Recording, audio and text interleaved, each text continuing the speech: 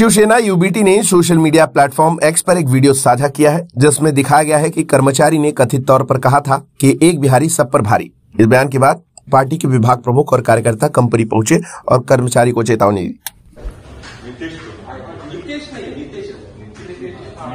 कुमार कान चेक करू का रे शोध कितने पे भारी गिरेगा तू?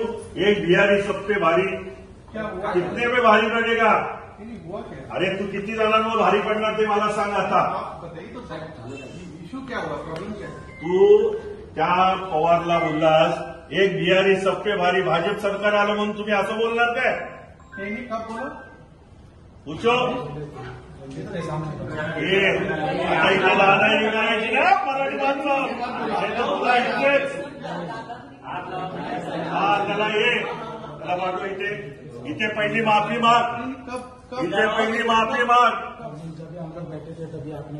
एक बिहारी सब पे भारी तो कितने पे भारी गिरते हमको भी देखने का है। आजा इथे महाराष्ट्रामध्ये येऊन असा म्हणतो त्याला माफी मागायला सांगा मॅडम, त्याला माफी मागायला सांगा, नंतर मी सगळं बोलतो। ये आप एक बार इनसे बात करें, बाद में बात करेंगे। तू इधर आ, पहिला इथे ये, पहिली माफी माग, इथे एक पहिली माफी माग, त्याला माफी मागायला सांगा। येतो मी पहिले कान चेक करेन मग।